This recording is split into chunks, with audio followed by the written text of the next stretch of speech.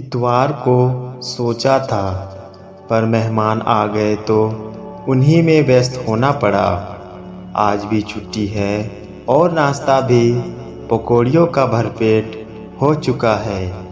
खाना आराम से बनेगा। रसोई का हर कोना उसने रगड़कर अच्छी तरह चमकाया। फिर रैंकों पर साफ अखबार प्लास्टिक बिछाए। अंदर जब कुछ सर्दी लगने लगी थी तो सोचा थोड़ी देर धूप में बैठकर अखबार पढ़ लूँ, फिर खाने का काम शुरू होगा। तब तक रसोई घर भी सूख जाएगा। अखबार लेकर शीला छत पर अभी आई ही थी कि पति विनोद की आवाज़ सुनाई दी। अरे भाई, कहाँ हो? आज खाना नहीं बनेगा क्या? यह कहते हुए वह भी छत पर आ गए। अभी तो भरपेट नाश्ता हुआ है सबका, आपने भी तो किया है। शीला, जानती हो मैं नाश्ता नहीं करता हूँ। बच्चों का मन रखने के लिए 2-4 पकौड़ियाँ ले ली थी। मुझे तो हर रोज़ 10 बजे खाने की आदत है, फिर भी बहस किए जा रही हो। क्योंकि आप इतवार को सबके साथ देर से खाना नहीं खाते हैं। पर आज इतवार नहीं है। अब नहीं मना है तो और बात है। मुझे तो पहले ही पता है कि आजकल तुम्हारी हर काम को टालने की आदत हो गई है। अब यह समय अखबार पढ़ने का है या घर के काम का? दूसरी औरतों को देखा है, नौकरी भी करती है और घर भी कितनी कुशलता से संभालती है। यहाँ तो बच्चे भी बड़े हो गए हैं, काम करने को नौकरानी है, फिर भी हर काम देरी से होता है। विनोद के ऊंचे होते स्वर के साथ शीला का मूड बिगड़ता चला गया। शीला का अखबार वही पटक कर नीचे रसोई घर में गई। उबले आलू रखे थे, वे छौंक दिए और फटाफट आटा गूंथकर पराठे बना दिए। पर खाना देख कर विनोद का पारा और चढ़ गया। यह क्या, सिर्फ सब्जी पराठे? तुम जानती ही हो कि लंच के समय मैं पूरी खुराक लेता हूँ। जब नाश्ता बंद कर दिया है तो खाना तो कम से कम ढंग का होना चाहिए। पता नहीं तुम्हें क्या हो गया है। सारे उलूल जुलूल कामों के लिए तुम्हारे पास समय है, बस मेरे लिए नहीं। गुस्से में विनोद ने थाली सरका दी थी। शीला का मन हुआ कि वह भी फट पड़े। एक तो दिन भर काम में जुटे रहो, उस पर फटकार भी सुनो। आखिर कसूर क्या था? रसोई की सफाई ही तो की थी। चाय नाश्ता खाना घर की संभालना, बच्चों की देखरेख में उसने जिंदगी गुजार दी। पर किसी को संतोष नहीं हुआ। बच्चों को लगता है माँ आधुनिक स्मार्ट नहीं है, जैसी औरों की मम्मी है। विनोद को तो अब नौकरी पेशा औरतें अच्छी लगने लगी हैं। 4 पैसे जो कमा कर लाती है, घर गृहस्थी संभालने वाली तो इनकी नज़रों में गंवार ही है। विनोद तो बाहर निकल गए थे, पर शीला ने बेमन से पूछा, खाना बनाया? सुबह भी तब तक सहेली के घर से आ गई थी और सुबह कोचिंग से दोनों को खाना खिलाकर वह अपने कमरे में आ गई। और दिन तो शीला काम पूरा करने के बाद टीवी देखती, अधबुना स्वेटर पूरा करती या कोई पत्रिका पढ़ती, पर आज कुछ भी करने का मन नहीं था।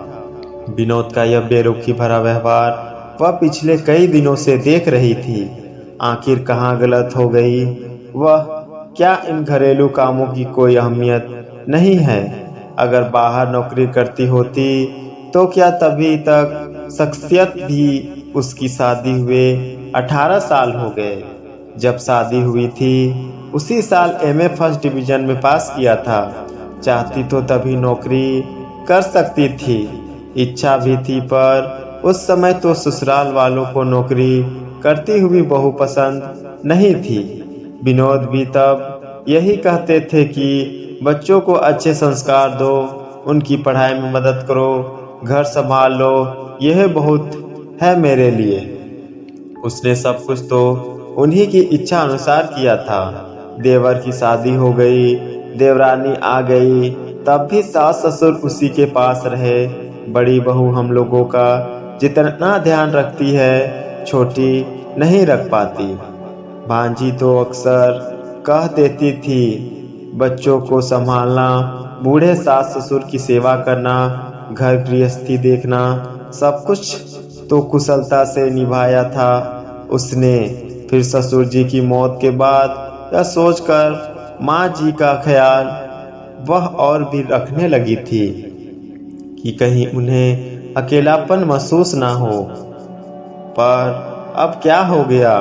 ठीक है, बच्चे अब बड़े हो गए हैं, उन्हें अब उसकी उतनी ज़रूरत नहीं रही है।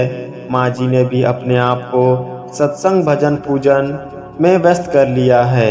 विनोद का प्रमोशन हुआ है, तब से उनकी भी जिम्मेदारियां बढ़ गई है।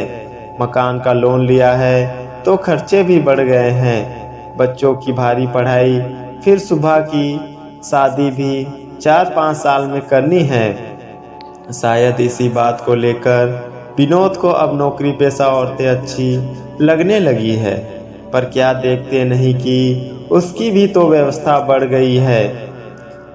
सुबह 6 बजे से काम की जो दिनचर्या शुरू होती है तो रात को ही सिमटती है। फिर उन्हें ऐसा क्यों लगता है कि वह फालतू है? घर के सारे काम क्या अपने आप हो जाते होंगे?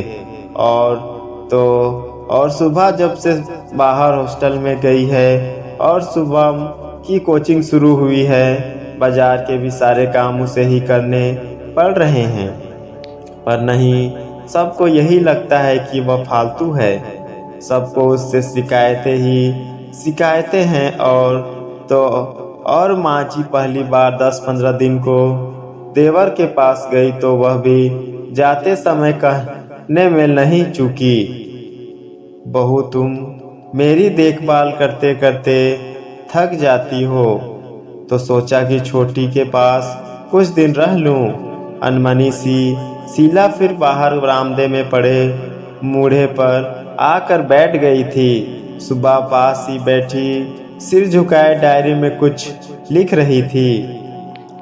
क्या कर रही है माँ? अब दिसंबर खत्म हो रहा है, न तो अपनी उपलब्धियां लिख रही हूँ इस जाते हुए साल की, और तय कर रही हूँ कि अगले साल मुझे क्या क्या करना है। नए संकल्प भी तो करूँगी ना। अच्छा, क्या उपलब्धियाँ रही माँ? विशेष उपलब्धि तो इस वर्ष की यह रही कि मेरा मेडिकल में चयन हो गया।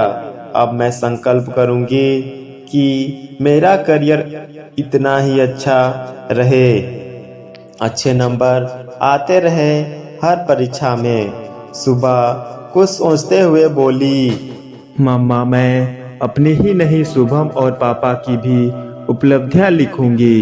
देखो ना, शुभम को इस साल स्कूल में बेस्ट स्टूडेंट का अवार्ड मिला है और पापा का तो प्रमोशन भी हुआ है ना। शीला ने भी उत्सुक होकर सुबह की डायरी में झांका तो वह बोली, मम्मा आप भी अपनी उपलब्धियां बताओ, मैं लिखूंगी। और आप अगले साल क्या करना चाहोगी यह भी। शीला का उत्साह फिर से ठंडा हो गया। क्या बताएं, कुछ भी तो उपलब्धि नहीं है उसकी। अब घर भर के लिए फालतू जो हो चली है वह, और एक ठंडी सांस ने चाहते हुए भी उसके मुंह से निकल ही गई। ओह माँ, आप बहुत थक गई हो, आपको थोड़ा चेंज करना चाहिए। सुबह कह ही रही थी कि फोन की घंटी बजने लगी। सुबह ने भी दौड़कर फोन उठाया था। माँ मामा का फोन है, पूछ रहे हैं कि शेफाली की शादी में हम लोग कब पहुँच रहे हैं। लो बात कर लो। हाँ भैया, अभी तो कुछ तय नहीं हुआ है। बात यह है कि उन्हें तो फुर्सत है नहीं, क्योंकि बैंक की क्लोजिंग चल रही है। शुभम के अगले ही हफ्ते बोर्ड के इम्तिहान है, पर तू तो आ सकती है। शीला क्या जवाब दे यह सोच ही रही थी कि सुबह ने आकर दोबारा फ़ोन ले लिया और बोली, मामा हम लोग भले ही ना आ पाए पर मम्मी ज़रूर जाएंगी। और सुबह ने फ़ोन रख दिया था। माँ आप हो आइए ना, सुबह आग्रह करते हुए बोली। भोपाल है ही कितनी दूर, एक रात ही का तो सफ़र है, आपका चेंज भी हो जाएगा और नाते रिश्तेदारियों से मुलाकात भी हो जाएगी और फिर दोनों मौसियाँ भी तो आ रही है। माँ आप यहाँ की चिंता ना करें, मैं घर संभाल लूँगी, बस पापा और शुभम का ही तो खाना बनाना है, फिर शीला बाई ही मदद के लिए, बस आप तो अपनी तैयारी करो। जाने का ख्याल तो अच्छा लगा था शीला को भी, पर विनोद क्या तैयार हो पाएंगे। शीला अभी भी असमंजस में ही थी, पर सुबह ने विनोद को राजी कर लिया था। फटाफट दूसरे दिन का आरक्षण भी हो गया और सुबह ने माँ की सारी तैयारी करवा दी। शादी की गहमागहमी में शीला को भी अच्छा लगा था। रात रात भर जागकर बहनों में गपशप होती रहती। सब रिश्तेदारों के समाचार मिले। भैया ने बेटी की शादी खूब धूमधाम से की थी। शेफाली के विदा होते ही घर सूना हो गया था। रिश्तेदार तो चल ही दिए थे, बहनों ने भी जाने की तैयारी कर ली थी। भैया मुझे भी अब लौटना है, शीला ने याद दिलाया था। अरे तुझे क्या जल्दी है, शोभा और शशि तो नौकरी पेशा हैं, उनकी छुट्टियां नहीं हैं इसलिए उन्हें लौटने की जल्दी है, पर तू तो रुक सकती है, भैया ने सहज स्वर में ही कहा था। पर शीला को लगा जैसे किसी ने फिर कोमल मर्म पर चोट कर दी है। सब व्यस्त हैं, वही एक फालतू है, वहाँ भी सब यही कहते हैं और यहाँ भी। भैया के बहुत जोर देने पर वह 2 दिन रुक गई, पर लौटना तो था ही। बेटी वापस जाएगी, सुबह पता नहीं ढंग से पढ़ाई कर भी रहा होगा या नहीं। सब कुछ भूलकर उसे भी अब घर की याद आने लगी थी। स्टेशन पर सभी उसे लेने आए थे। माँ बस दादी नहीं आ पाई आपको लेने, क्योंकि वह अभी यहाँ नहीं है, पर उनके 2 फोन आ गए और वे जल्दी ही वापस आ रही है। कह रही थी कि मन तो बड़ी बहू के पास ही लगता है। सुबह ने पहली सूचना यही दी थी कि उधर शुभम कहे जा रहा था, आपने इतने दिन क्यों लगा दिए लौटने में, 2 दिन ज़्यादा क्यों रुकी। अच्छा पहले घर तो पहुंचने दे। शीला हंसकर गई थी। विनोद चुपचाप गाड़ी चला रहे थे।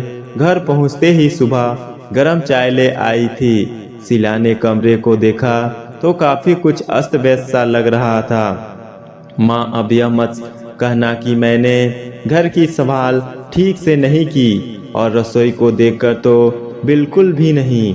आप तो बस चाय पियो और फिर अपना घर संभालना।